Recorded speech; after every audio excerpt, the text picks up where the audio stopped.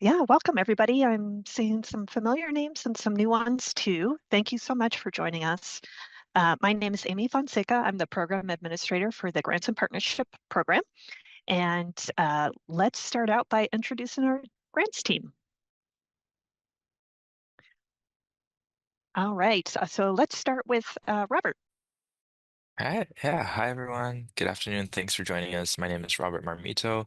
I'm a management analyst with the Grants and Partnerships team, and I primarily work with the mini grant programs, but I am here to offer some support with the standard grant program as well. So really excited that you are all joining us today, and I'll pass it over to Renee. Thank you, Robert. Good afternoon, everyone, and welcome. My name is Renee Moreno. I also serve as the management analyst supporting our grants and partnership team. I'll hand it over to Michael. Hi, good afternoon, everyone. Michael Lee. I'm a senior grants management analyst with our grants and partnerships team, and I work primarily on standard grants. So very nice to have you all attend. I'll pass back to Amy. Yeah, thank you everybody. So you see we have one of the best teams in the business. We are missing someone today, Clarissa Sangling. She's not able to make it, but she is our management analyst, and you guys might know her from the refill station grants. Okay, so next slide. So you'll see here the QR code. This will lead you to our grants resources page. There you'll find this presentation where you can download the guidelines and the presentation for use. Renee also put that down in the chat. And as we go through the presentation, the corresponding pages of the guidelines will be shown on the screen. Next slide. Okay, so we do have kind of a lot of information to pack into this hour and a half. But quickly, the agenda will kind of go over the Valley Water's mission and the Safe Clean Water program. We'll talk about the Redesigned Standard Grants program. We will have 2 sessions for questions and answers. So we'll go through the first part, and then the second presentation is maximizing your standard grant application. So that'll give you some tips and tricks on creating a really strong application schedule and budget. And then we'll have another opportunity for question and answer at the end there. And then we'll hang out at the end if you have any questions after the presentation. We do also offer appointments, and you can always call us. So that information will be provided in the presentation. Next slide. Okay, really quickly. For those of you who are not familiar with us, we are Valley Water. We're a public agency. We're mostly known as the wholesale drinking water provider for Santa Clara County, but we also manage the region's waterways, and we're also the lead flood protection agency. Valley Water's mission, as you can see, is to provide safe, clean, healthy water for a healthy life, environment, and economy. Our mission really follows 3 pillars, and it's very important because you'll see these pillars come up again throughout this presentation. So those pillars are safe, clean, reliable water, flood protection, and healthy creeks and ecosystems. So keep these in mind as you go through your application and develop your proposals. Next slide. So this program is funded under Measure S, which was approved by voters in 2020. And it provides about $47 million for local projects relating to safe, clean water, flood protection, and environmental stewardship. We do have, of that $47 million, approximately $1.8 million available for grants. Next slide. And the Grants and Partnership Program does fall under Project F9 under the Safe Clean Water, and it offers 4 funding opportunities. Standard grants, which you'll hear about a lot today. Mini grants we'll touch on very briefly, water bottle filling stations, and then partnerships. Next slide. Excuse me. So here's an overview of our grant opportunities.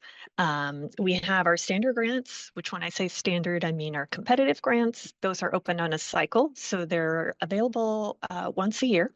on a competitive basis, but we also have year-round programs. We have our mini grants, which provide up to $10,000 per project, and then our refill station grants. So that's for those water bottle filling station grant installation. Today, we're going to focus on the standard grants. And as you can see, those range from $10,001 to $150,000 per project. We have 1.87 available. The agreement terms are 3 to 5 years, depending on what kind of grant program grant you select. Our payments are reimbursement based, so that means that you would pay for your supplies, staff, materials upfront, and then you would submit for reimbursement. So we would reimburse those costs. And our application period runs from January 23rd to March 28th, 2025. And then the other two opportunities we can touch on a little bit towards the end. Next slide. Okay, so we are really super excited. It's been a lot of work, and we've been working with our current grantees and a couple of consultants to redesign the program.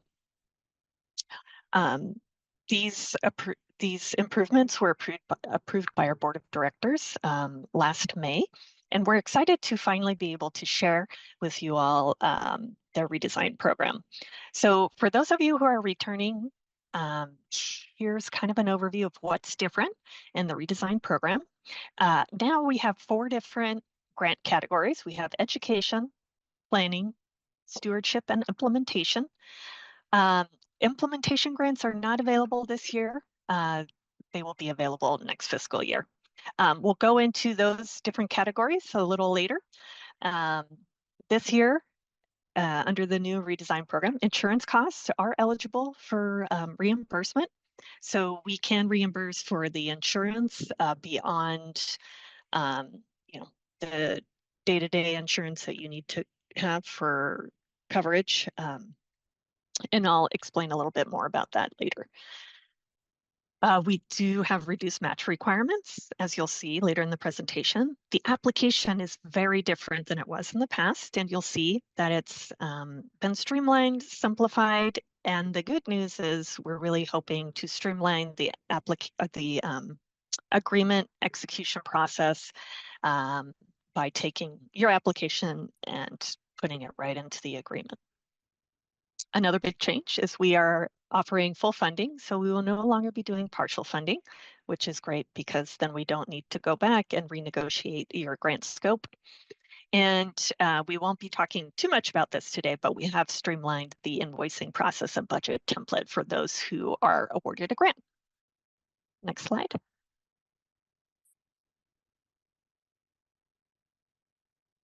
Okay, so this is an important slide. It's also in the guidelines and on our website. The most important date is the bold one. That's the online grant application. Those are due on March 28th at 11:59 p.m. Pacific Standard Time through our Flex portal, which we'll get into in just a little bit. But we encourage everybody to register right now. Soon, if you don't already have an account in Flex, and getting your application in well before the date. The panel recommendations will be presented to the board sometime in June. So you'll find out then. It is a public meeting whether or not you've been awarded, and then we would work with the grantees to execute their agreement sometime in August or December. Go ahead and next slide. Okay, so just briefly, who's eligible to apply? So that would be government agencies like local cities, towns, county, water agencies, public districts, open space, schools, community colleges, universities, and local nonprofits with the 501c3 tax exemption status. If you are not eligible under one of those categories, you can still participate in the program. You would need to find a partner to serve as the lead grantee. So they would be the ones signing the agreement. Next slide. What types of projects are funded? Oh, okay. So projects that promote the following. Again, we're going back to that mission, to those 3 pillars. So the project, you need to connect very clearly to this, to safe, clean drinking water and conservation, natural flood protection, environmental stewardship. So that's wide open. There's a lot of different opportunities there. And Michael will get into some examples and details a little later. The project itself has to be located in Santa Clara County and provide benefits to the community here in Santa Clara County. Because this is grant tax funded through local dollars, we want to keep those benefits here locally. Doesn't mean that your nonprofit needs to be located, your headquarters doesn't need to be in Santa Clara County, but you will need to show that it does benefit the county. So keep that in mind. And this is not exhaustive. Again, encourage you to read the grant guideline that has all the fine print and a lot of really good information. Okay, next slide. So again, this is just a summary. More information is in the grant guidelines, but ineligible projects and activities are those that don't align with those 3 pillars that we mentioned earlier. We can't fund advocacy or political components. The project and benefits need to be available to the public and accessible, free of charge, so no fees. They can't be designed to meet regulatory or permit obligations. Cannot purchase land, proselytizing. Existing projects or operations or maintenance is also not eligible. So if you're hoping to fund a program or project already kind of well within the works, we won't be able to do that, but you're always welcome to reach out to us if you're not sure. We also can't fund mitigation projects or projects that are receiving resources from another Valley Water program. So if you are part of Adopt a Creek and you are receiving supplies through that Adopt a Creek, you can't then request reimbursement for supplies from us. If you fall into that category, feel free to reach out to us. Every project is a little different, so we can help guide you a little bit if you're not sure. Next slide, please. So the application minimum requirements. So again, very important. The application needs to be turned in through our Flex Grants management system. We cannot accept documentation, grants, anything outside of the system. So we can't accept email, we can't accept paper copies. If you run into any technical difficulties or you're confused about something, feel free to reach out. We are here, we are available. We just ask that you keep in mind that deadline and try to get the application in well before then. Then you'll need typical application documents like the W-9, the Form 990 for you 501c3 organizations. We'll need your budget, resumes, project budget spreadsheet. So that's an Excel sheet. You'll see the template a little later today. That is in the Flex system. But if any of these you're not sure about, feel free to reach out. We'll also need a signed resolution from your governing body, which we'll get into a little bit later in the presentation. Next slide. Okay, I'm going to go ahead and hand it off to Michael. Thank you, Amy. So now we're going to take a closer look at each specific grant category that we're offering this fiscal year and providing an overview as well as some examples. So the first one we're going to look at is education grants. And the goal of education grants is to support initiatives that promote curriculum development and community learning. These grants aim to raise awareness on safe, clean water, water conservation, flood preparedness, environmental stewardship, and more. Next slide, please. So these education grants are going to involve a variety of education-based activities, some of which can include presentations, educational curriculum development, classroom activities and workshops, educational videos, and field trips. And the grant request range for this category is $10,001 up to $150,000. with an agreement period of 3 years. For this particular category, there will be no match requirement. This means that you do not need to provide additional funds or in-kind contributions to qualify for the grant. Next slide.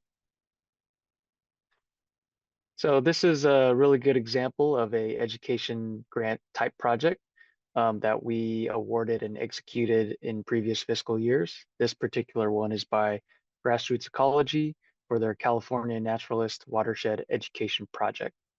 So some activities that were included for this particular project was a summer internship program featuring environmental lessons, field trips to local natural areas, and hands-on educational opportunities that they offered.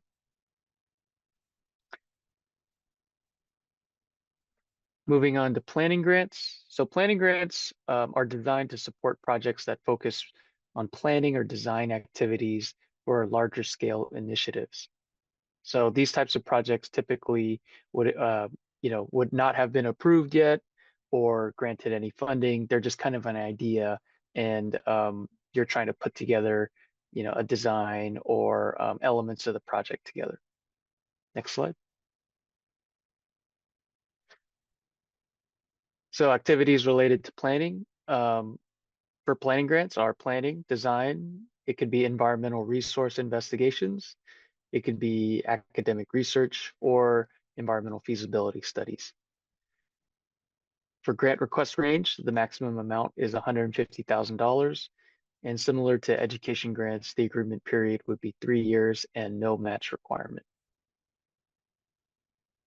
So for this particular category, we don't have an example of a planning grant project because this is a new category to our program. But a good example could be something like, you have a project that you plan on implementing or want to see if you can implement, such as, installing or constructing, small scale infrastructure, and you need to do the proper environmental studies and surveys to see whether or not the project is feasible. So you would craft elements for that, and then funding would go towards preparing any environmental reports and then doing the actual surveys and data collection. Next slide, please.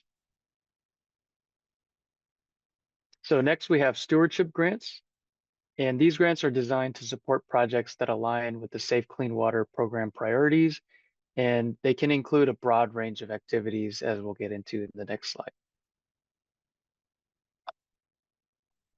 So for stewardship grants, eligible projects may include, but are not limited to, water conservation, pollution prevention activities, volunteer cleanups and stewardship, and small-scale wildlife habitat projects involving restoration under 5 acres.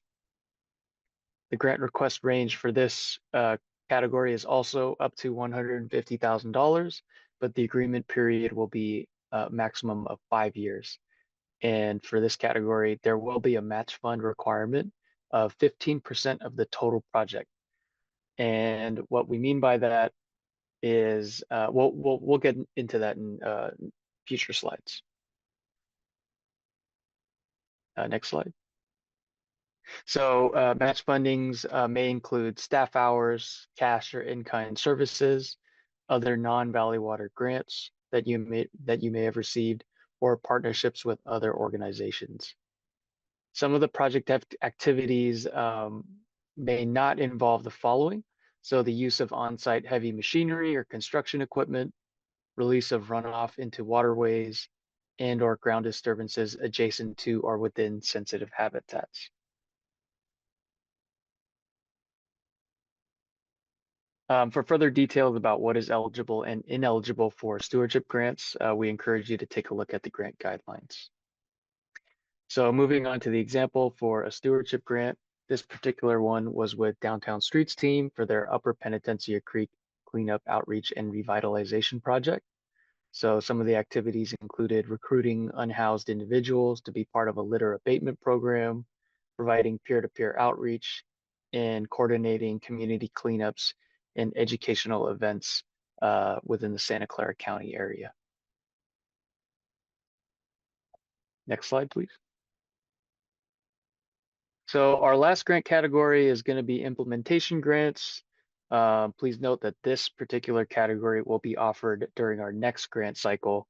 But just some examples may include large-scale projects, wildlife habitat restoration over 5 acres, and providing access to trails and open spaces. And more details on the application process, eligibility, and criteria for this particular grant category will be available during our next cycle. So we encourage you to sign up for our mailing list to stay up to date with any announcements and information.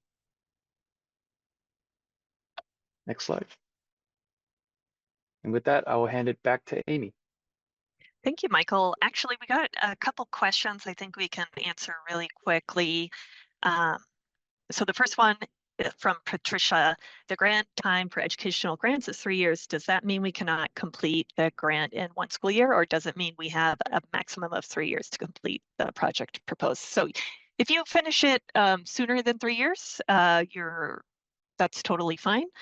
It's just it can't go on beyond 3 years. So if it's shorter than 3 years, totally fine.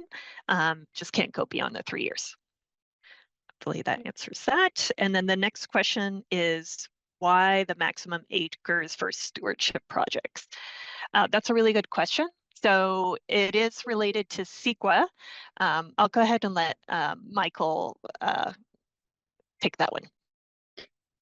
Yeah, thanks, Amy. Yeah, so for that particular question, the acreage maximum is particularly for any restoration activities. So if you have any like native plantings or invasive species removal, something like that, the 5 acre maximum would apply. And that's because, as Amy had mentioned, there are CEQA compliance requirements. And for stewardship grants, we want to ensure as much as possible that our stewardship grants meet the categorical exemption of CEQA. And in order to do that, for habitat restoration, it must be under 5 acres. Anything over 5 acres, then that particular exemption would not apply. So that's why we have that built in there. Great. Thank you for the questions. Yeah, keep putting them in the chat and we'll have more time at the end too to go through those. One other thing I wanted to note is for the stewardship grant, we did get some questions at our last workshop. If you have an educational grant that has no disturbances to the earth, you're doing field trips strictly educational, then that falls under educational. But you could potentially, if you have kind of a dual purpose project where you're doing some educational components and you're going out and let's say planting a garden or doing some minor habitat work, that would fall under the stewardship category. So the stewardship category can certainly have educational components to it. All right, insurance. So I had mentioned a little earlier, the insurance costs are now eligible in your grant request. So as part of the redesigned standard grants program, you should include the insurance costs if you're going to seek reimbursement from them in your application budget. Each project is going to be required to be insured for the entire term of the agreement. There are standard insurance requirements that must be met, and these can be found in the grant guidelines. So take a look at those. And you can even share those with your insurance broker to get a good estimate on what your insurance costs might be for your project. Before the agreement is executed, so after award, if you're awarded and we're executing the agreement, we'll need all of the insurance requirements and endorsements to be approved before that agreement can go through. So the documentation doesn't need to be turned in at time of application. Just know that when it comes time to finalizing your agreement and signing it, we will require that insurance. And as far as reimbursable cost, we will reimburse for the insurance costs that are beyond your day-to-day costs. So anything required to for specific to this project. And we'll talk about that a little bit later in the presentation. Next slide. Okay, environmental compliance. We just touched on this slightly earlier, but our projects must comply with the California Environmental Quality Act, also known as CEQA. As a public agency, we're required to have CEQA review for all projects, even grant projects. So even the educational, they'll go through a screening from our CEQA planner. CEQA requires Valley Water to analyze the project's potential environmental impact. So our team, our environmental planning team, will handle this review. You do not need to have CEQA completed at time of the submitting the application. However, it may, if your project is subject to CEQA, it may help with the score if you're further along in that process. We consider CEQA complete once the environmental planning team has provided all of the documentation required for compliance. However, we may, as part of the process, have additional inquiries either during the application review stage or even after the after the grant is awarded. So whatever documentation you can provide to us, that helps us speed things along quicker and helps us to help our environmental planners make that determination. But again, only a CEQA planner can make that determination. We as grant staff will not be able to do that. But we can certainly assist if you have any questions about the guidelines or about the CEQA process. Next slide. So to continue on, so for those education and planning grants, those are still required to undergo CEQA review, but we're expecting that the process will be quick because, again, you're not doing physical changes to the environment. And that's kind of why we separated out educational grants from stewardship. For stewardship grants, however, you, again, can receive additional points if you're further along in the CEQA process. Every project is different. Every CEQA situation is going to be different, even for stewardship grants. So if you're not sure, we're here to help. Feel free to reach out to us. But we will need to have CEQA and any permits, if they are needed, done before the agreement is executed. Next slide. So just real quickly, some important things to note before we wrap up the first half of this presentation. The grantee has 3 to 5 years from the agreement execution date to complete their project, again, depending on the category. All standard grants, again, are reimbursement based, so it's important that you budget accordingly. We are not able later after the award to increase the award amount, so keep that in mind when you're doing your budget. The projects must demonstrate public access and benefit to Santa Clara County. If you're not sure about that, feel free to reach out to us. We'll provide that in just a second. Please remember that we won't be able to reimburse for any work that was done prior to the agreement effective date. So, or any pre-application costs, so we won't be able to reimburse for that. So make sure that your agreement is signed off before you start work and start paying for things, just to make sure that we can reimburse you for those costs. And lastly, throughout the project, your grants staff will be your main point of contact, and we will liaise and provide support to facilitate the grants process. And I see we got a couple of questions. I see a real quick one related to reimbursement. What is the timeline for reimbursement? The timeline is after you have an agreement executed and after you've done whatever activity you're seeking reimbursement from and you have the deliverable ready, you send that over to us. We'll collect receipts and that information, and then we would reimburse. Hopefully within 30 days of receiving all of the documentation that we receive. Typically it's quicker than that, but it can take up to 30 days, but we do strive to get that back to you sooner. And you can invoice up to once a month. Next slide. Okay, next steps.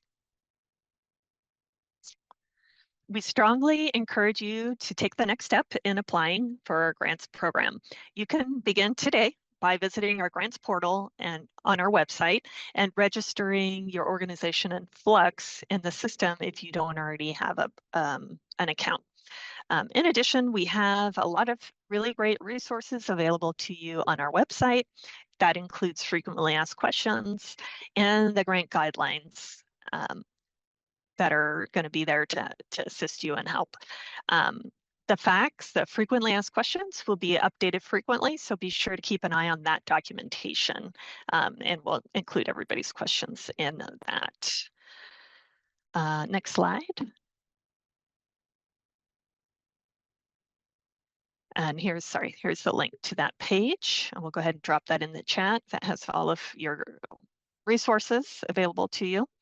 You can also schedule a meeting with us. You can scan that code. Also, if you go onto our website, valleywater.org/grants, you can sign up for an appointment with us. And there we can walk you through any challenges you may have or questions you may have about the requirements or the documentation specific to your organization and project. Next slide.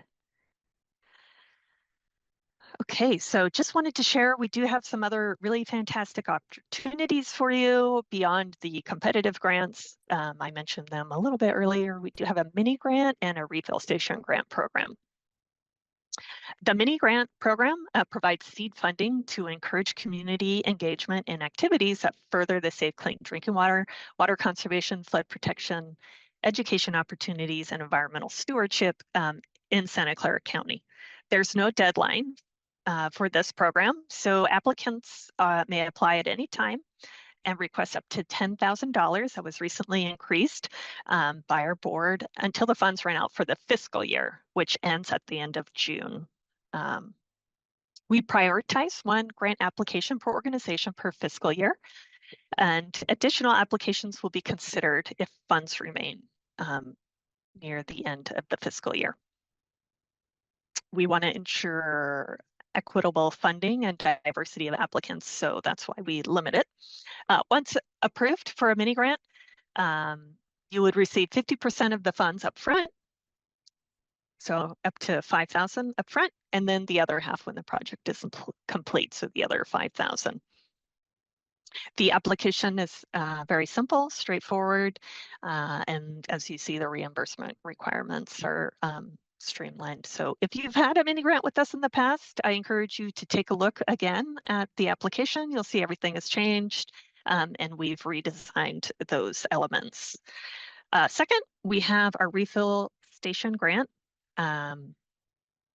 This is similar to the mini grant where you receive 50% of the funds up front, and then the remainder is distributed once your refill station is installed. And this grant opportunity provides funding to purchase, install, and maintain the new water bottle filling stations to expand drinking water throughout Santa Clara County. We're especially interested in locations that serve economically underserved communities or school-aged children and students. Just like the mini grants, there's no deadline to apply. It's kind of first come, first serve until the funds run out for the fiscal year. We will, similar to the mini grant, prioritize one application per organization in each fiscal year.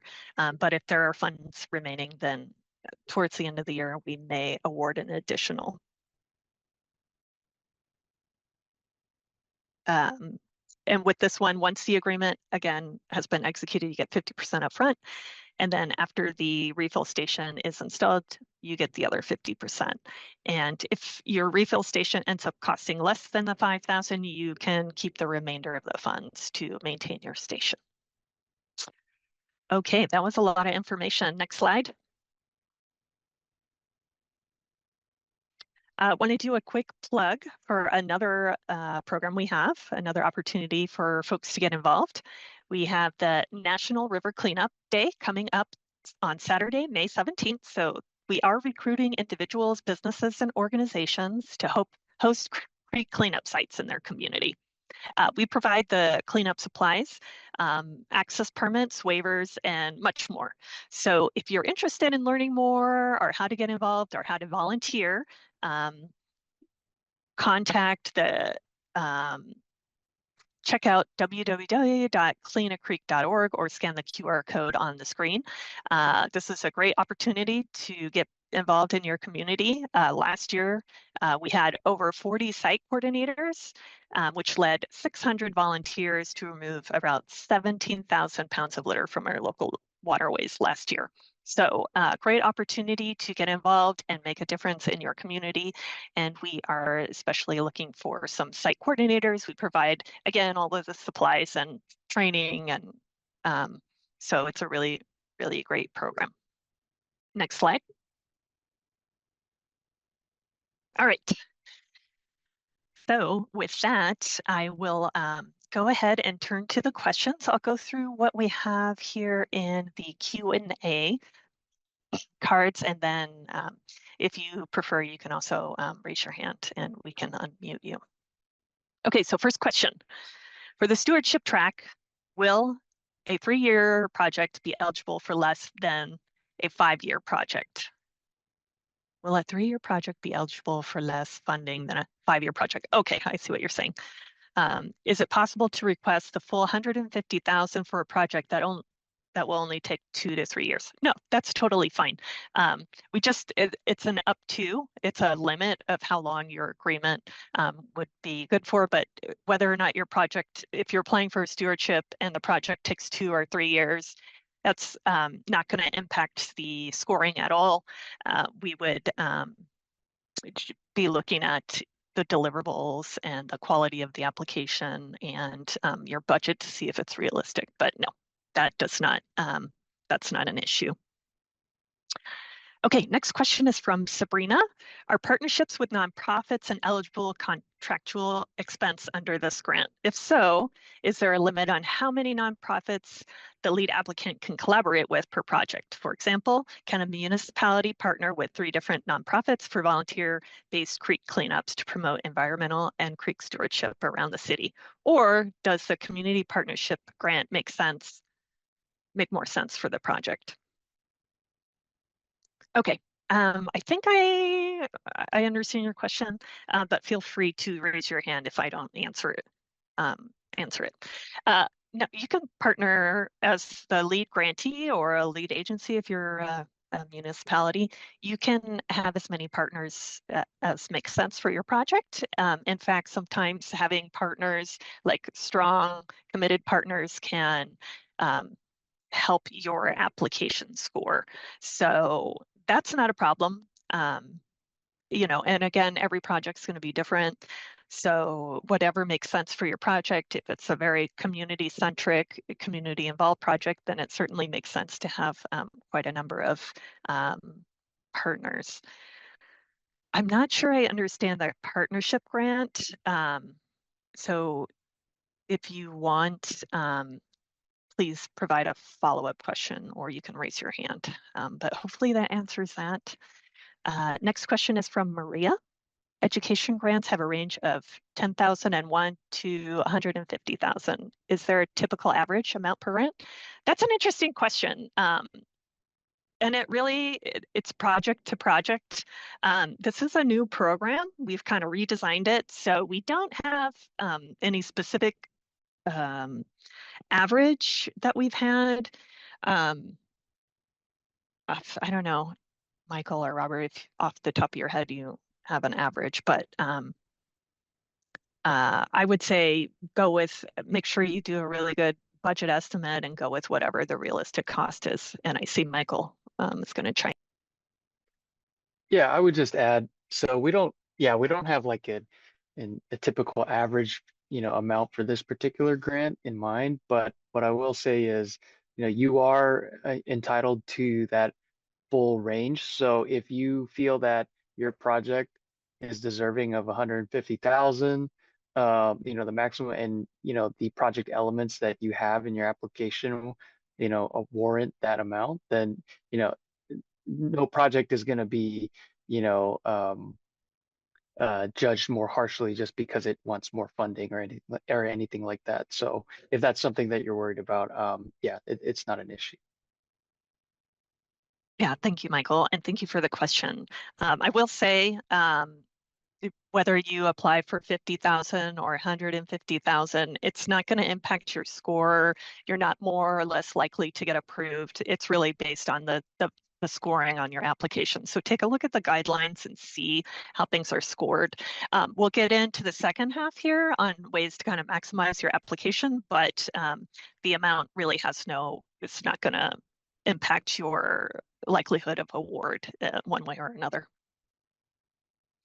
Okay, so from Amy, based on past experience, can you estimate how competitive these grants will be? Approximately how many applications you receive versus which are funded. So again, this is a redesigned program. This is our first year. It's almost like a pilot year. So we'll see how this goes. I think in our last grant cycle, we got, do you remember, Michael?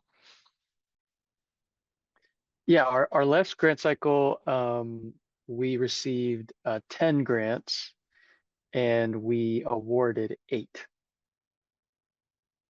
Yes, but this year will be a little bit different because we have a different cap. So if you think about it, the cap will do full funding and the cap is 150,000 and we have 1.87 million left. So if you want to do the math, that might help you, but unfortunately at this time, we're not sure. Hopefully, we award it all. Again, we're only doing full funding. So in the past, we had done partial funding, which had kind of impacted the grants. But yeah, good question.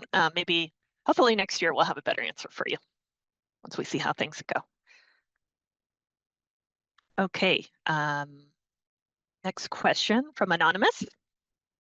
For the resume requirement, would a table summarizing the organization, key staff, their roles within the grant project be specific, or do you require a full resume for each key staff member? If so, what level of detail? So the resumes are not required, but they are encouraged. Every grant, again, is going to be a little different. So we're going to be rating, if you're the primary applicant, let's say you're a nonprofit, and your focus is on education, but you're going to have like a planting component. If your specialty and typical business is not that specialty, then it might strengthen your application to show, oh, we'll have a botanist or we'll have somebody who specializes with this community on hand. But many grantees, they're still planning their projects and they won't really know until they're awarded. So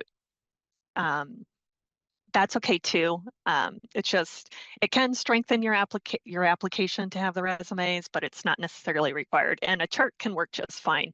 Really depends on what your project, what you're aiming to do and how complex and what level of technical experience or technical knowledge you would need. So for a highly technical project, you'd want to demonstrate that technical proficiency. In a less technical, may not be as important. So again, every application is going to be different. Take a look at the guidelines, read all of the help text, take a look at all of the things to consider, and hopefully that'll kind of give you a little bit more clarity and guidance. I don't know, Michael, if you have anything to add. Yeah, I would just add that so it mentions, key staff and their roles. Those are required information in the application. So yeah, you would have to disclose that information with your application submittal. But to Amy's point, yeah, resumes, yeah, everything else that Amy mentioned about resumes, that's fine.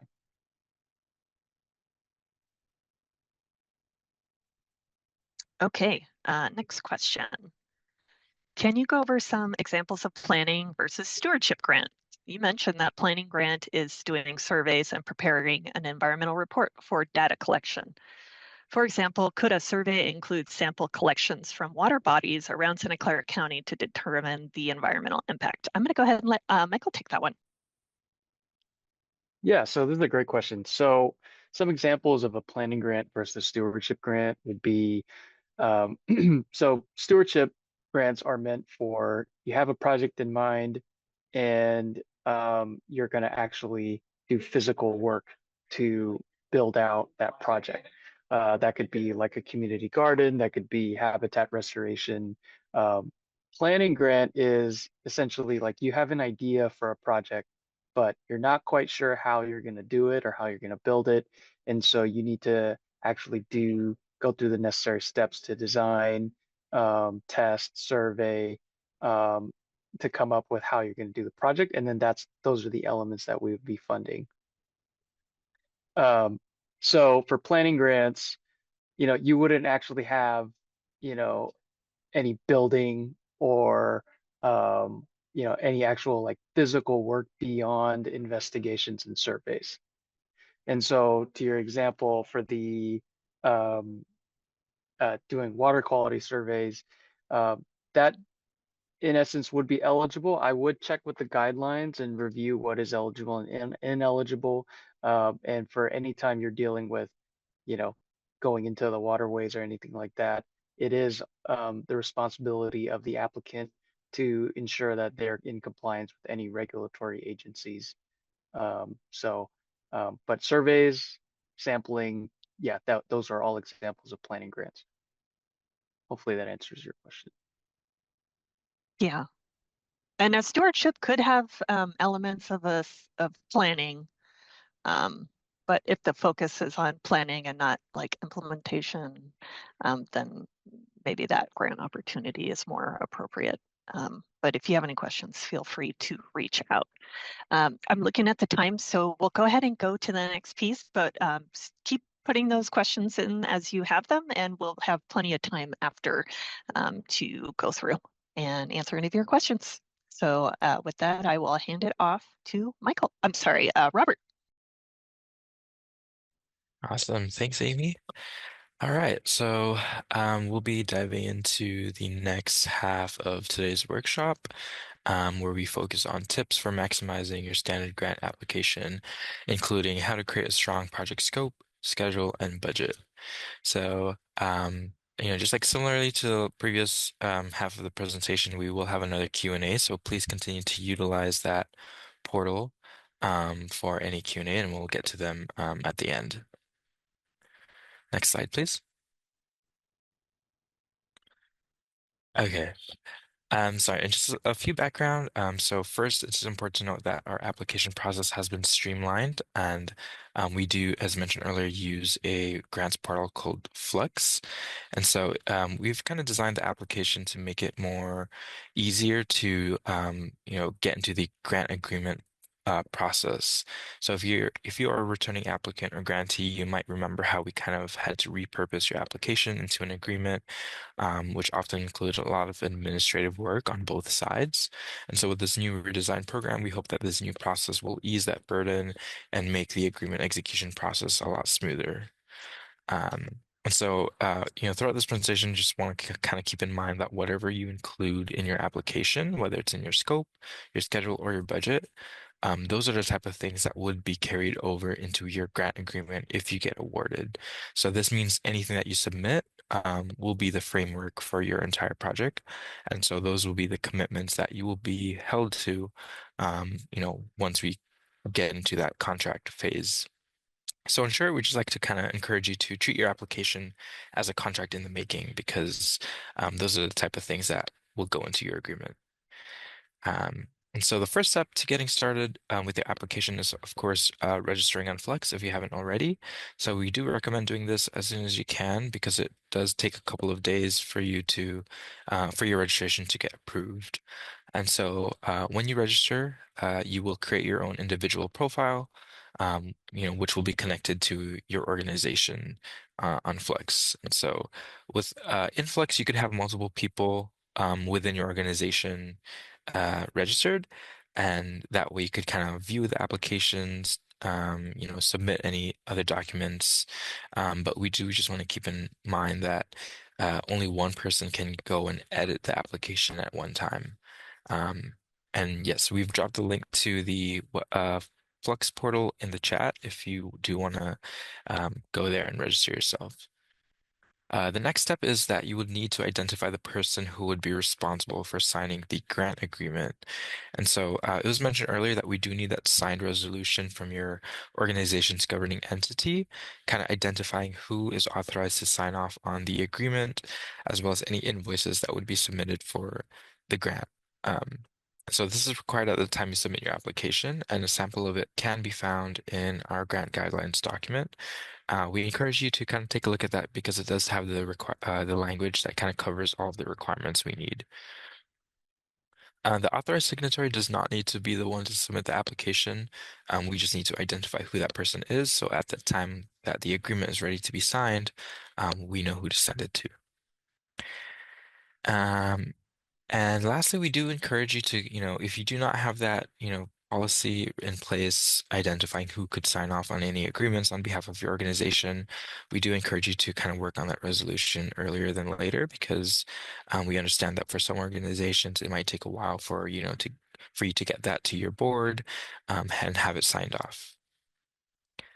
Next slide, please. All right, so before we dive into the overview of the scope, schedule, and budget, we just want to kind of share some of the best practices, when filling out your application. So first and foremost is to read through the guidelines to determine the best fit of your grant project. That has all the important details as to what's eligible and what's not, and also has the criteria that you could look at to determine what category is best fit for you. And that's the same criteria that will be used to evaluate your applications. Next, we also really encourage you to read each question carefully and thoroughly. Throughout Flux, you'll notice that there are color-coded text and boxes throughout the application, and each of those colors do mean a certain thing. So anything in red will indicate required uploads, so you won't be able to submit your application without uploading these things.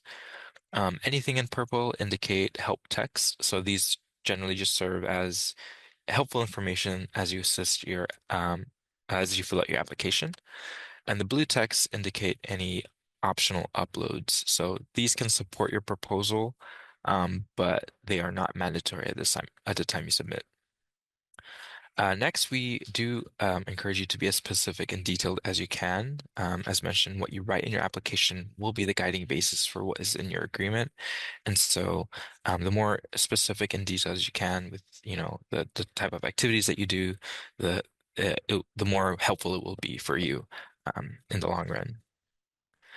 Also, we encourage you to hit the save button regularly as you work through your application so you don't lose your progress. So on Flux, you'll notice that the application does not have an autosave feature. So, we encourage you to just kind of save as you fill that out, or if you want to kind of copy and paste the questions on the Flex application into like a Word document or Google Sheet, you could do that as well and just transfer everything back into Flex once you're ready to submit. Lastly, we just want to kind of emphasize that your project should tie into the mission and program priorities of the Safe Clean Water program, as well as the standard grant program. Next slide, please. All right, so this is just kind of an overview of what the Flux application will be asking you. So, for the full list of questions and information on the documents that you need to upload, they are listed in the grant guidelines, so you could always check that there. But just real brief, the application just organized into these main categories. So first section is the organization information. This is where you kind of provide some of the required documents, such as your organization's W-9, the audited financials, and then that resolution identifying who is authorized to sign the grant agreement.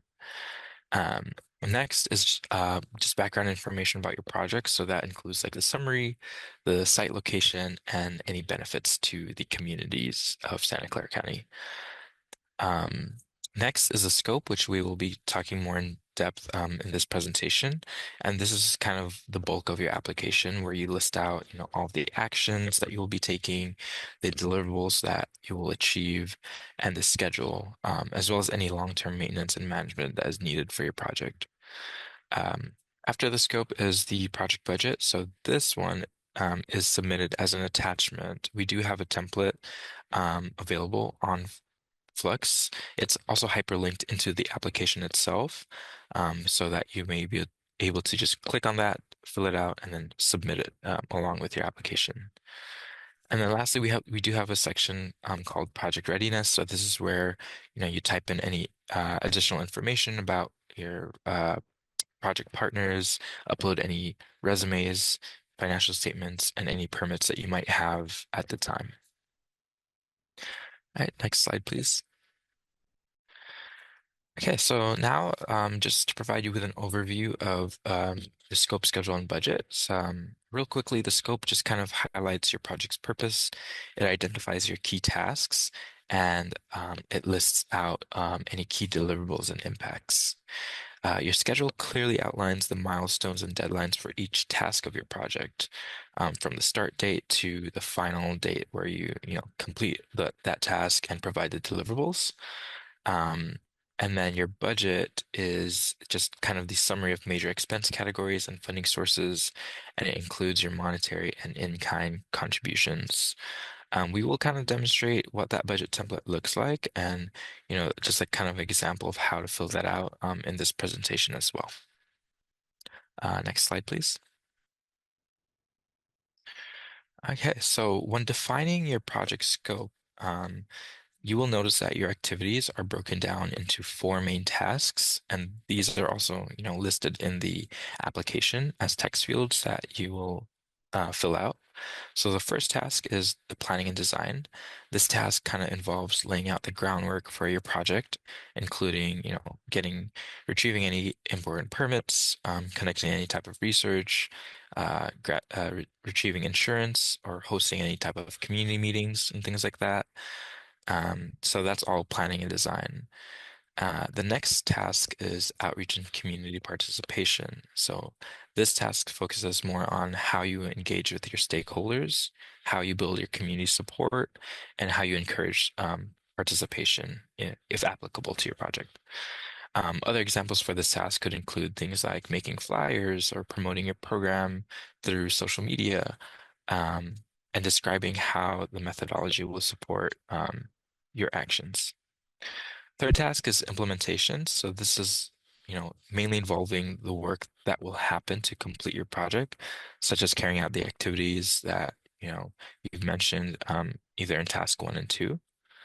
And lastly, we have the evaluation and closeout task. So this is where you assess the outcomes of your project, whether like measuring how it's successful and providing all of the final project documentation. And we'll go over some few examples in the next slides, but we could go ahead and move on to the next slide to talk more about how you organize your scope. All right, so as mentioned, you'll be required to outline what specific actions that you will take to complete each task. So we do ask that you be detailed about the methodology that you will use.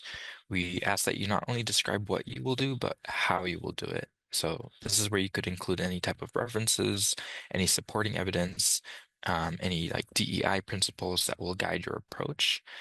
We do have an attachment in the grant guidelines that kind of has some references that has been vetted by our agency, if you do want to take a look at that and reference them as well.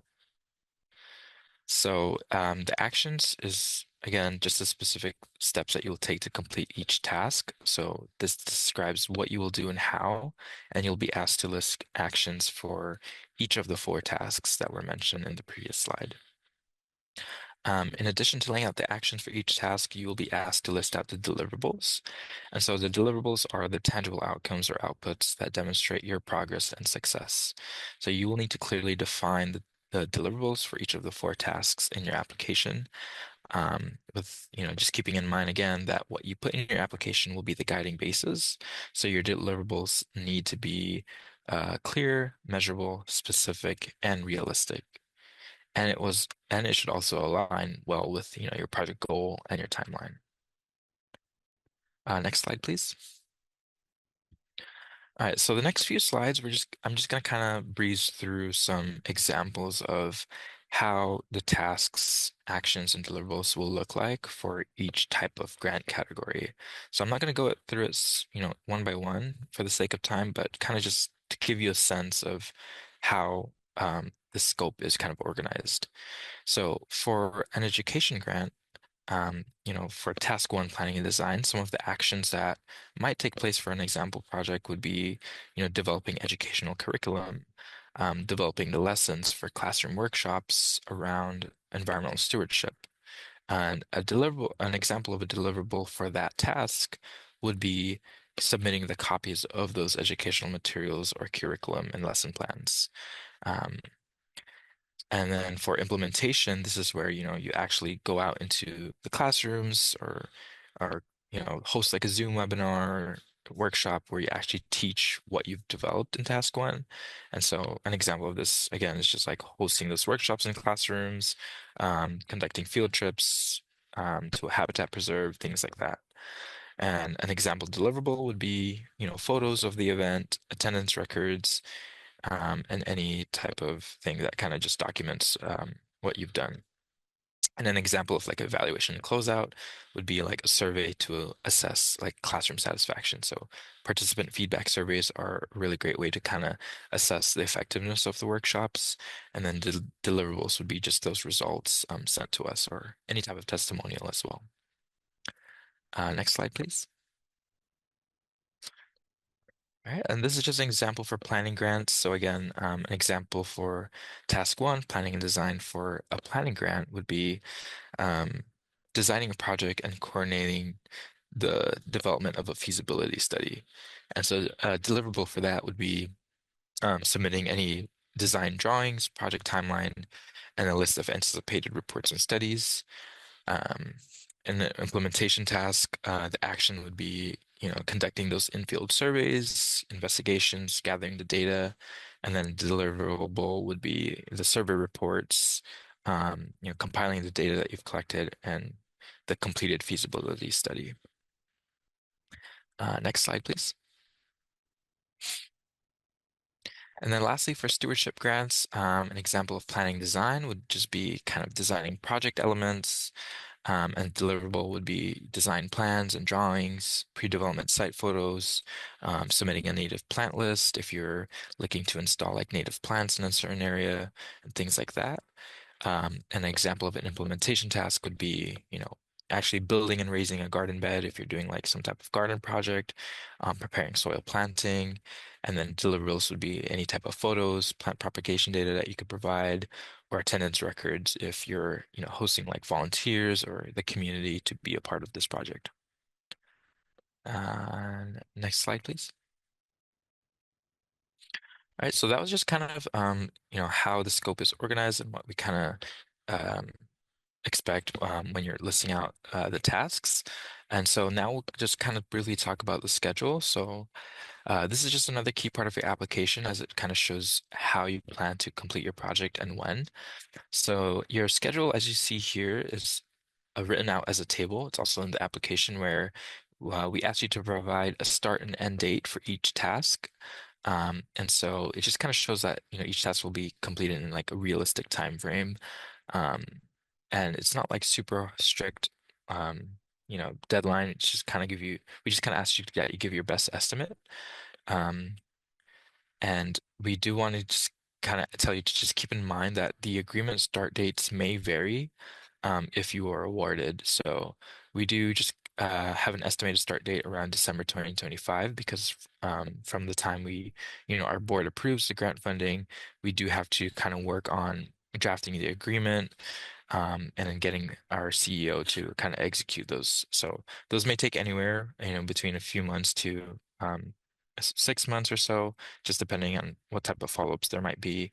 But we do just want to keep those days in mind. All right, next slide. And then I'll go ahead and pass it off to Michael to talk more about the project budget. All right, thanks, Robert. So just going over the budget a little bit. So for your applications, you will be uploading an attachment of a budget template into your application. So when you guys open up Flux, you'll see that for the budget section, there will be a link, which when you click it, it'll open up an Excel template spreadsheet. So you'll fill out all the information there and then re-upload it into your application. And we'll go over the actual template itself in future slides. And just as a reminder, for stewardship grants only, you will need to include matching funds of 15% of the total project cost. And to reiterate, they must not include other Valley Water resources such as grants, volunteer programs, or other contracts. And they can consist of in-kind volunteer hours, staff hours, monetary, or in-kind contributions. Next slide, please.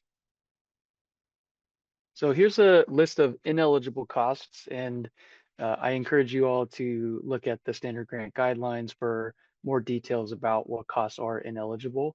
But starting off with the top, so pre-award expenses, and realistically, these are more pre-execution expenses. So what this means is any costs that that you incurred prior to the execution of your grant agreement. So if you were awarded a grant and then we executed the agreement, any costs that you accrued prior to that are ineligible for reimbursement.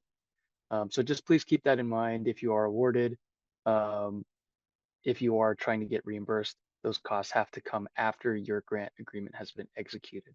Next on the list, we have land acquisitions, and then any work being supported by other Valley Water funds or programs, such as, some examples could be, if you guys are doing a garden or something like that, and you're looking into Valley Water's rebate program, landscape rebate program, that would be an ineligible cost for reimbursement.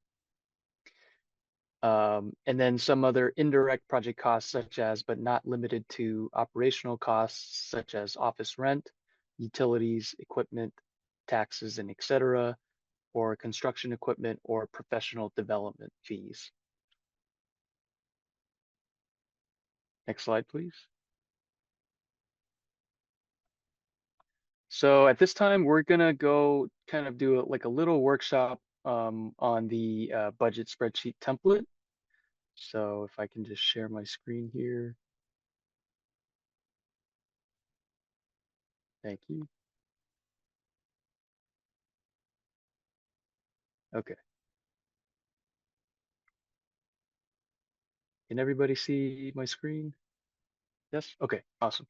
So for any previous grantees, you guys are probably familiar with our previous budget spreadsheet template and remember how painful and complex that thing was. So we've really tried to simplify and distill down the information that we're looking for in our new grant cycle.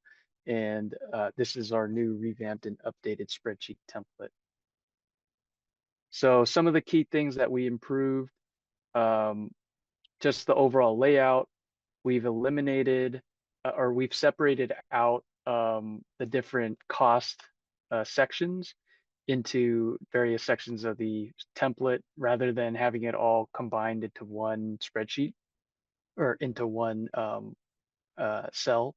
So you'll see we have personnel labor, a section for supplies and services, and finally a section for other funding sources. So we'll just start from the top.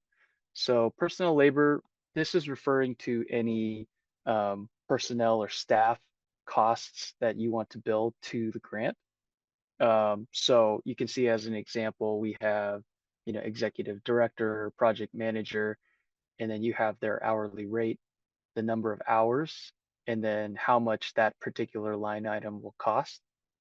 And you'll have to break it out between each task and allocate how much amount you want, how much, basically, what that person will be working on per task, and then you break that out into an estimated cost amount. Now you'll see we have a new thing here called loaded hourly rate.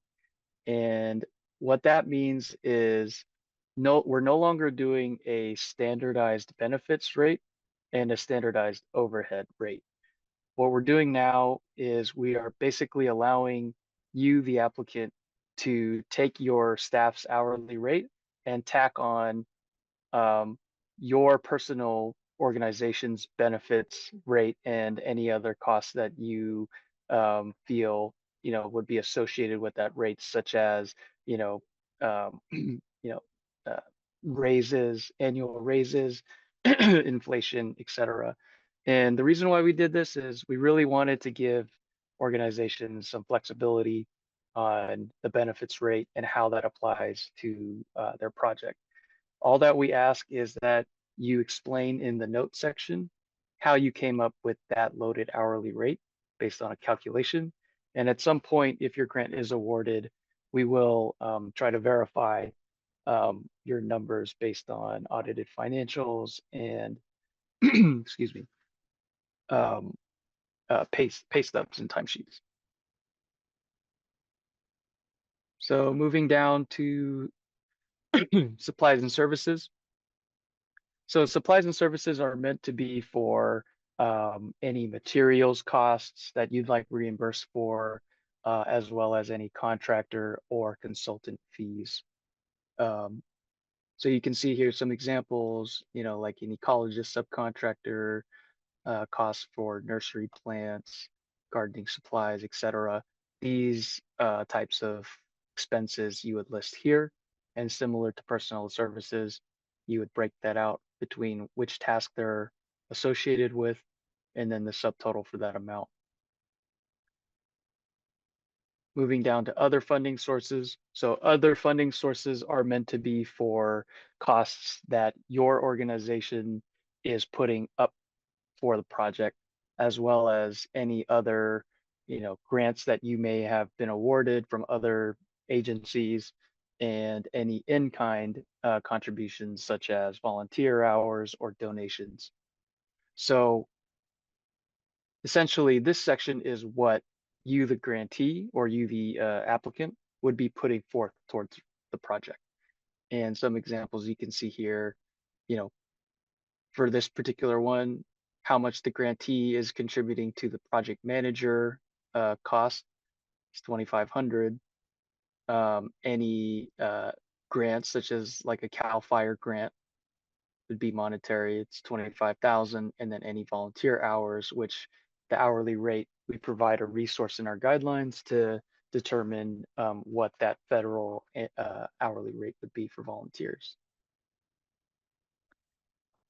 And once you've filled out the estimates for your budget, the spreadsheet, excuse me, will auto-calculate all the amounts and break it out between the tasks, task totals, the totals from your other funding sources, and then your total project cost. So just a quick note about other funding sources. For stewardship grants, other funding sources would be your match funds. So all that we ask here is that the total amount of your other funding sources is at least 15% of the total project cost, which is listed down here at the bottom. And if you have any questions or need, clarification on the terms that are used in the spreadsheet, we do provide a term definitions and instruction section here. And if you have any further questions, you can always reach out to grant staff. One quick note about the insurance. So insurance is a cost that you can list under supplies and services, as you see here, insurance. And for education and planning grants, the maximum amount that you can request for reimbursement is $3,000. And for stewardship, it's $5,000. And we made sure to include a note about that in the definitions and instructions so that you don't forget what that number is.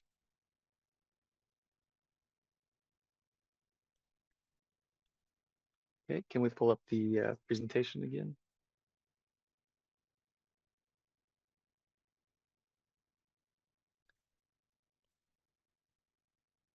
Okay, great.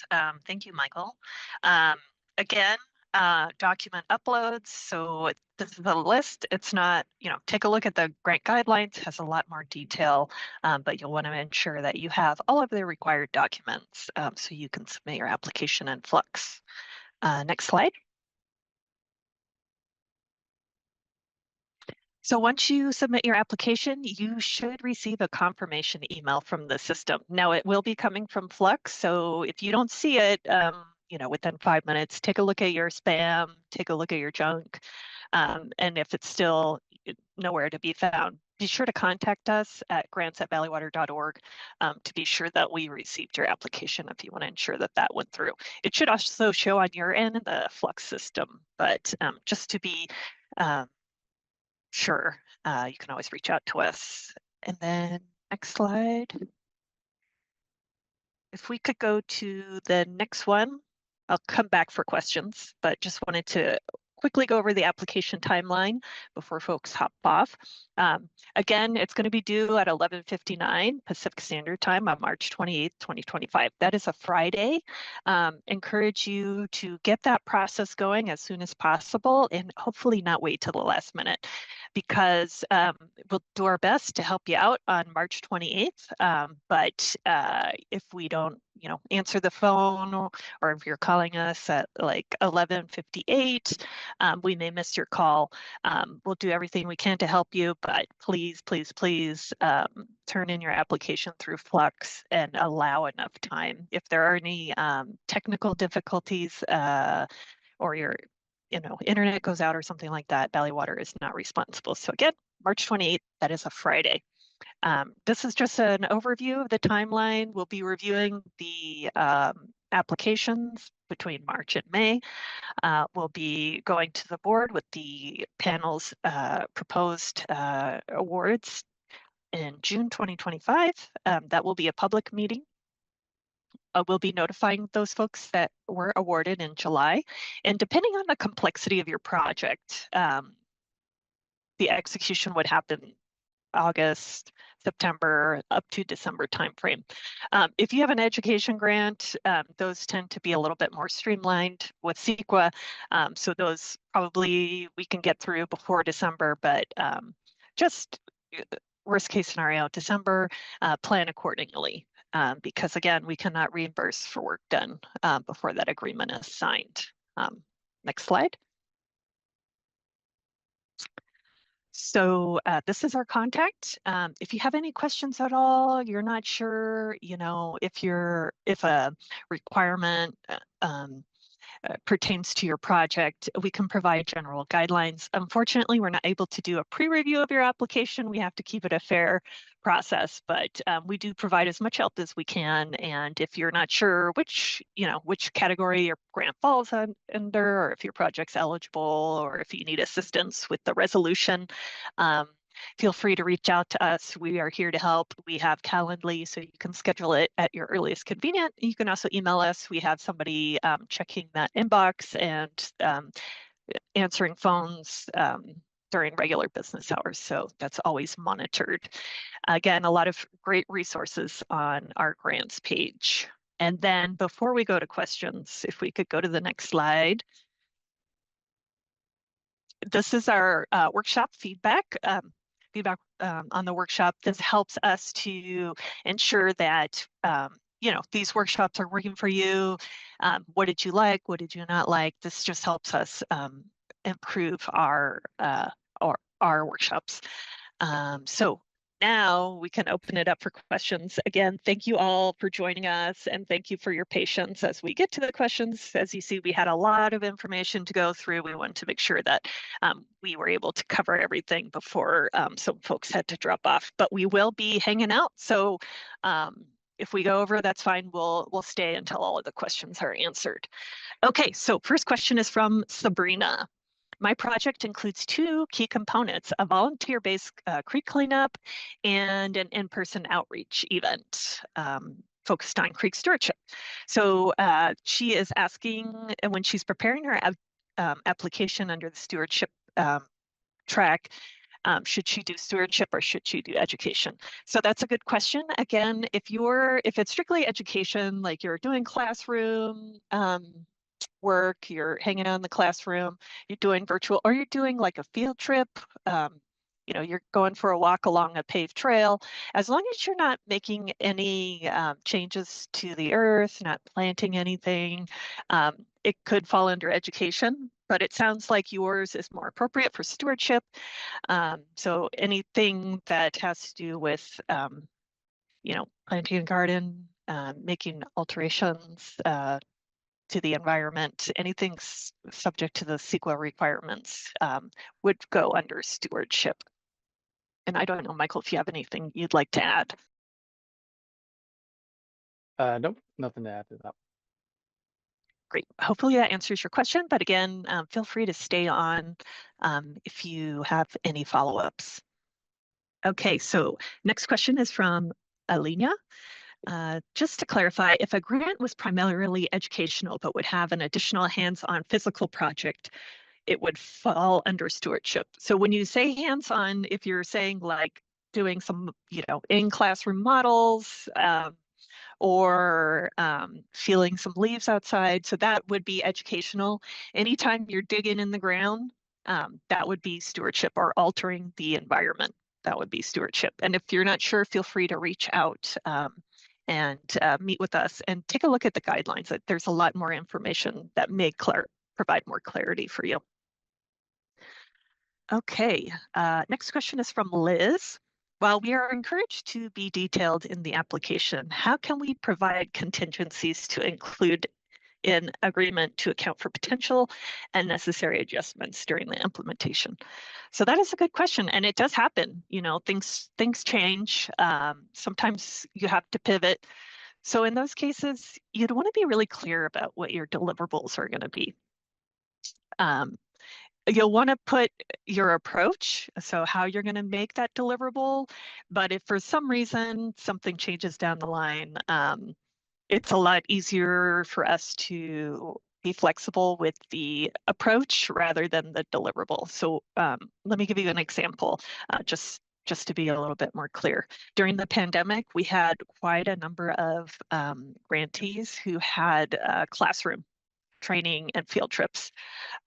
Because of the pandemic, they had to pivot to virtual, but they were still able to meet their deliverables. They were still able to provide classroom training. They provided little kits to the kids to do some hands-on experiments at home. So they met the deliverable of providing education and the workshops. Their approach was different. They didn't actually go into the classrooms. They didn't actually take kids out on buses to field trips, but it was a successful grant. Things happen. So hopefully that answers that. I don't know, Michael, if you have anything you wanted to add or any other example.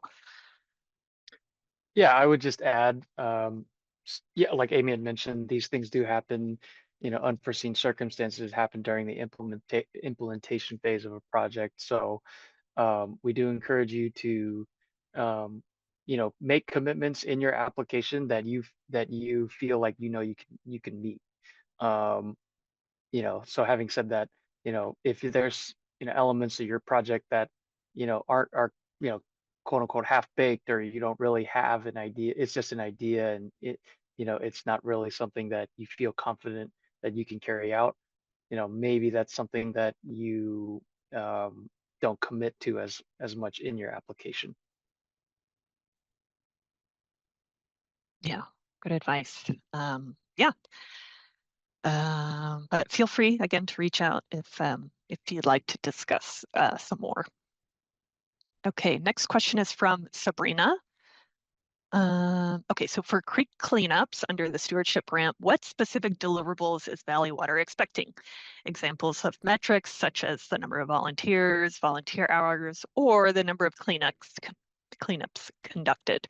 Or do we need to set hard numbers in the amount of debris and trash collected at each cleanup and communicate our impact on the specific task? Michael, do you want to take that one? Yeah, I could take a stab at this. So yeah, so look at the question.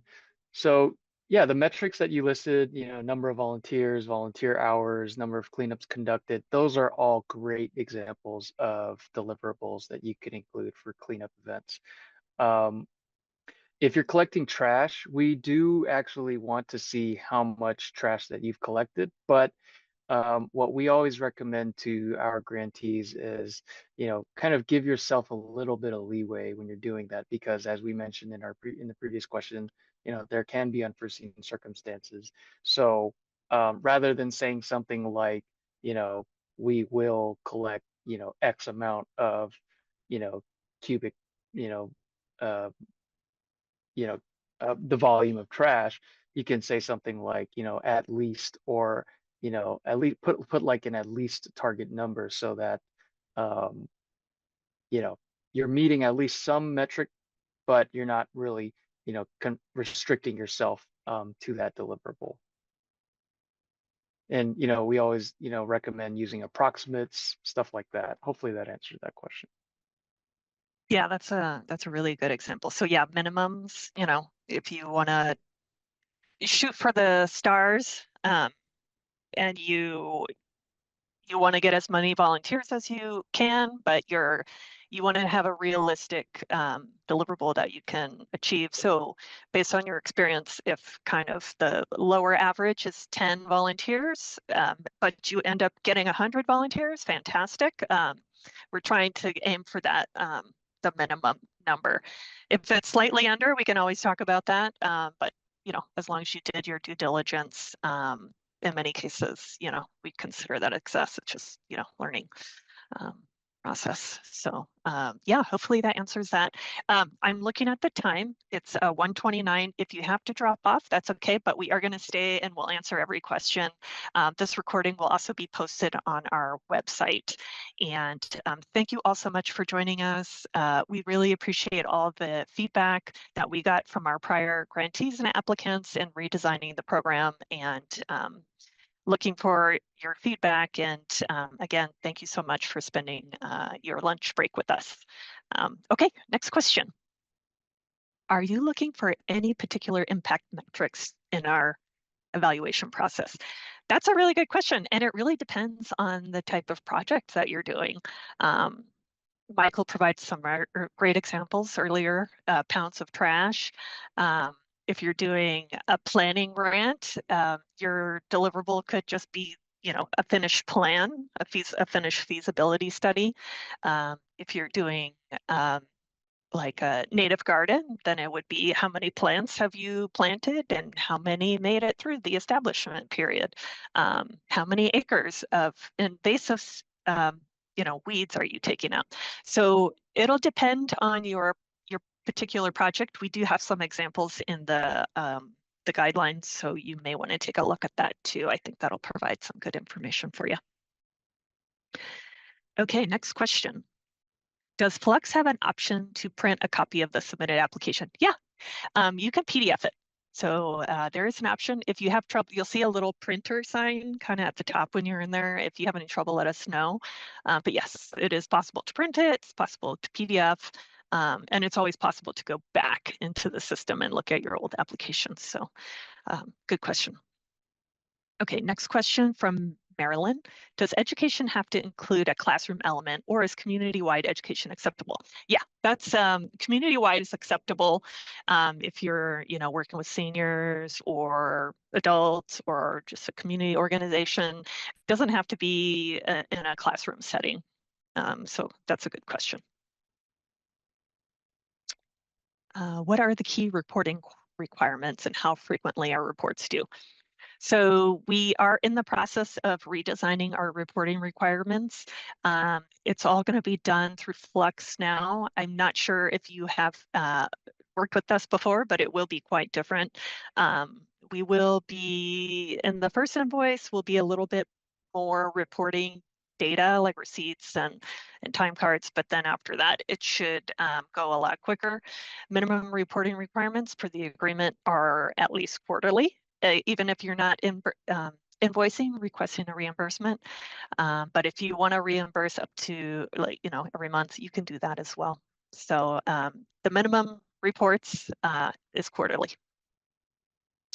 Okay, anonymous, can you explain the process for the 90% reimbursement up front and the 10% upon project completion? How does the payment structure work, and what steps would we expect in order to receive the final 10%? Okay, so as I mentioned earlier, you will need to be reporting, and then as you want reimbursement, depending on what you're asking for. And again, once we get to the award point, we would have a meeting with you and provide all of this information. But we can pay out for the project up until 90%. So let's say you invoice monthly, and then when you're coming towards the end, you've got your last payment and you're up to, if your grant was $100, we could pay out up to $90. But if you finish it, we cannot pay that last 10%. It's kind of like a little retention until we have proof that it was finished. So you would turn in, it's called a project fact sheet. It's just like a one-page summary of your project, the deliverables, what went well, lessons learned, and then any other deliverables that you've listed in your agreement. Hopefully that answers that question. So we would pay up to 90%. We would reimburse up to 90%. But that last 10%, whatever that 10% is of your total grant award, would be withheld until we got confirmation that your project is complete and the deliverables associated with that. Okay, we have one more question from Anonymous. The education grant indicates that operations and maintenance of existing projects, programs, or applicant general ongoing day-to-day operations are ineligible. Do all education efforts need to be original and new? Michael, you want to take that one? Sure, yeah. So, okay, let me just reread the question here. It's that operations and maintenance.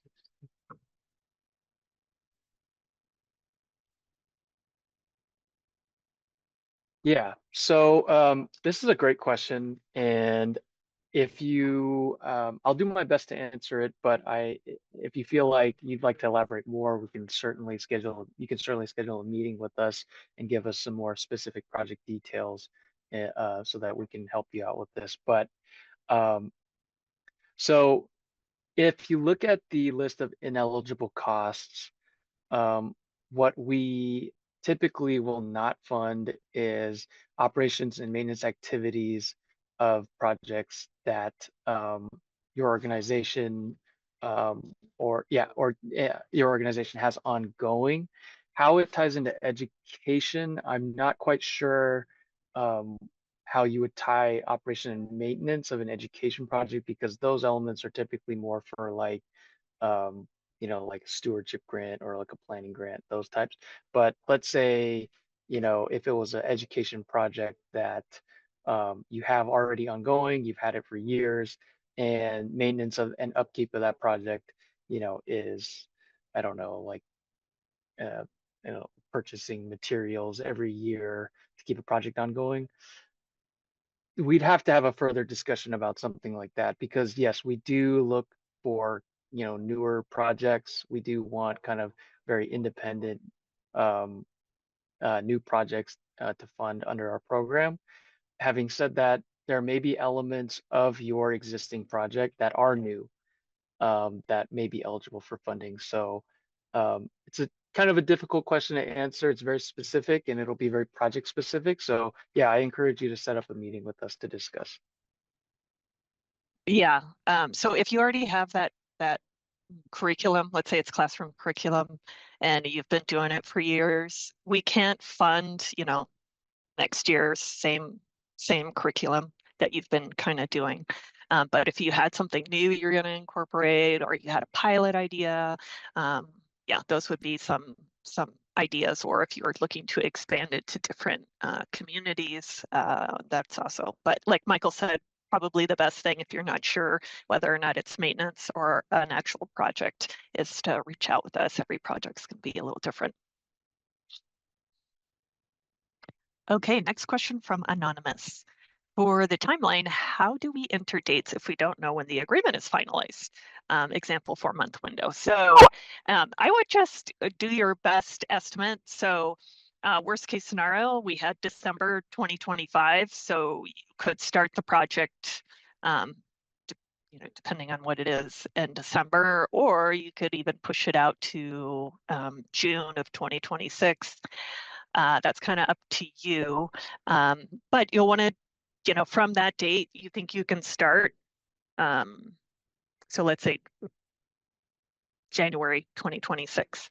So January 26th, if that's your start time, how many months is it going to take for you to do the planning? maybe 2 months, and then how many months is it going to take you to do the outreach? There could be some overlap in some cases. The implementation could be like a very defined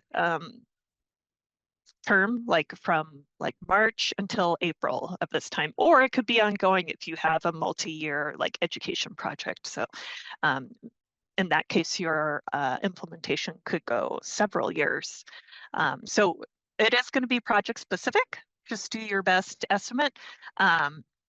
What we say is, allow for some flexibility and don't plan to start your project June of this year, because it's not likely that we will have everything ready for you to start in June, because we still need to do the CEQA and the insurance, and it needs to go through our process of legal review and all of that.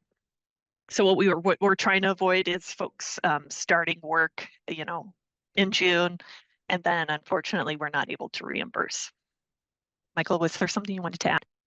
Yeah, I would just add for the schedule, because we have had previous grantees, bring up questions about how we do our estimated schedule. So the schedule does not bind you necessarily to that particular timeline that you provide, because we understand that there are so many factors that can influence, a schedule. The purpose of the schedule is so that based on the estimated timelines you put in, we, feel confident that you can complete your project within the agreement term range. And also, we'd like to have applicants provide a schedule, especially if they're restricted to certain seasonal windows. We know that a lot of people who are doing any plantings or, weed removals or any construction activities, they have to avoid the wet season and stuff and things like that. So, yeah, it gives us a better idea as grant staff of how you're mapping out your project. But certainly if there are changes and things that come up, you're not going to be bound to whatever timeline you put in for that for those tasks. Yeah, that was really great, Michael. Good answer. I will say that even after the agreement is executed, I would say 90% of the schedule shift. Usually not by much, but as long as it's set within that agreement term, for the most part, it's fine. You just keep staff in the loop of kind of where you're at with things. Okay, I don't see any more questions in the Q&A. You can raise hands, you can type in more questions. We'll hang out for a couple minutes and see if there's anything else people ask. Otherwise, we will sign off. So again, feel free to type them in or raise your hand if you have any questions you'd like to ask. Oh, thank you. Okay, we got a comment. Great presentation, thanks. Thank you so much for joining us. I'm glad to hear you enjoyed it, and hopefully that makes you feel more confident applying. Not a question, but thank you for answering all my questions. Thank you. Thanks for sticking around after. I need some help to polish my idea. I have most of it. Who could be?